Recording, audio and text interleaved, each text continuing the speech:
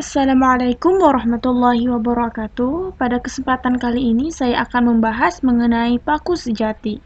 Sebelumnya akan saya jelaskan mengenai tumbuhan paku. Tumbuhan paku merupakan salah satu jenis tumbuhan yang memiliki keanekaragaman yang tinggi dengan penyebaran yang luas. Tumbuhan paku tersebar di seluruh bagian dunia, kecuali di daerah bersalju dan daerah yang kering atau gurun. Total spesies yang diketahui hampir 10.000. Diperkirakan 3.000 diantaranya tumbuh di Indonesia. Sebagian besar tumbuh di daerah tropika basah yang lembab. Tumbuhan paku juga disebut sebagai tumbuhan berpembuluh karena memiliki pembuluh pengangkut. Tumbuhan ini cenderung tidak tahan dengan kondisi air yang terbatas, mungkin mengikuti perilaku moyangnya di zaman karbon, yang juga dikenal sebagai masa keemasan tumbuhan paku karena merajai hutan-hutan di bumi.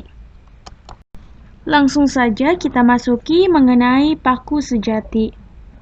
Paku sejati memiliki jumlah spesies sekitar 12.000.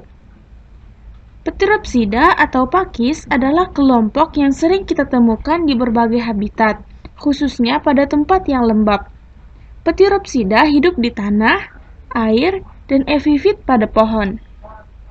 Pteropsida yang hidup di hutan tropis memiliki varian jenis, namun ada juga yang dapat ditemukan di daerah beriklim sedang, yaitu subtropis. Struktur dan reproduksi paku sejati. Sporofit Pteropsida memiliki akar, batang, dan daun. Ukuran batang Pteropsida itu sendiri bervariasi, ada yang kecil dan besar seperti pohon. Pada batang paku sejati ini berada di bawah permukaan tanah, sedangkan daun Pteropsida memiliki ukuran lebih besar dibandingkan dengan kelompok yang lainnya. Pada umumnya, daun paku sejati memiliki bentuk seperti lembaran yang berukuran besar, yang majemuk, atau terbagi menjadi beberapa lembaran dengan tulang daun yang bercabang-cabang. Daun yang masih muda akan menggulung. Pteropsida memiliki sporofit dan tropofil. Pada sporofit terdapat sporangium yang terkumpul dalam sorus di bawah permukaan daun. Pada Pteropsida yang hidup di air, sporangium berkumpul dalam sporokarp. Gametofit Pteropsida memiliki klorofil yang berukuran bervariasi yang disebut dengan protalium. Gametofit bersifat biseksual dan uniseksual.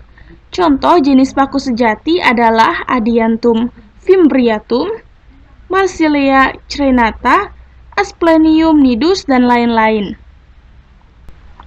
Ciri-ciri dari paku sejati adalah sebagai berikut. Yang pertama, memiliki akar, batang, dan daun sejati. Yang kedua, kebanyakan tumbuh di daerah tropis dan subtropis.